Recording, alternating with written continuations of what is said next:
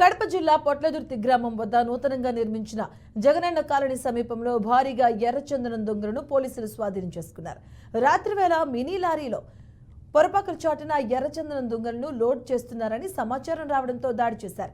158 ఎర్రచందనం దొంగలను స్వాధీనం చేసుకుని స్టేషన్కు తరలించారు. దాదాపు 4000 కిలోల 158 దొంగలు ఉన్నట్టుగా సమాచారం. ఇక లారీ డ్రైవర్తో పాటు మరో కొంతమంది పరారైనట్లుగా తెలుస్తోంది.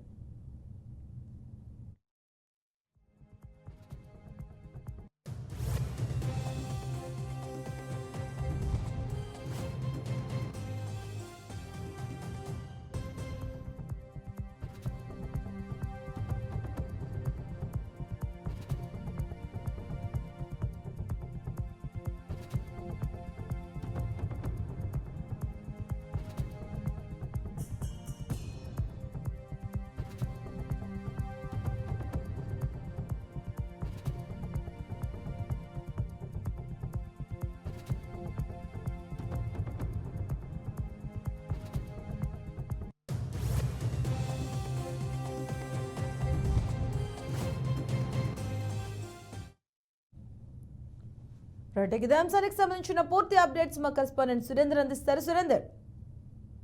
Good morning Madhu. కడప జిల్లాలో ఎర్రగుంట పరిధిలో ఉన్నటువంటి పోట్లదుర్తి గ్రామ సమీపంలో భారీగా ఎర్రచందనం పట్టుబడింది. 158 దొంగలు దొరికినట్లుగా తెలుస్తోంది. నిన్న రాత్రి మినీ లారీలో ఎర్రచందనం దొంగలు తరలిస్తున్నట్టు సమాచారం రావడంతో వెంటనే అక్కడికి చేరుకున్నటువంటి సిబ్బందికి ఒక్కసారిగా మినీ లారీలో 158 దొంగలు కనిపించాయి. వాటన్నిటిని కూడా ప్రస్తుతానికి స్వాధీనం చేసుకున్నారు. ఇది ఎక్కడి నుంచి ఎక్కడికి రవాణా చేస్తున్నారు, దీంట్లో పాత్రదారులు సూత్రధారులు ఎవరు అన్న విషయంలో దర్యాప్తు కొనసాగుతా ఉంది. ప్రస్తుతానికి అక్కడ ఉన్నటువంటి ఆ లారీ నడిపినటువంటి డ్రైవరు, దాంతో పాటు ఉన్నటువంటి వ్యక్తులు అందరూ కూడా పరారీలో ఉన్నట్లుగా తెలుస్తోంది.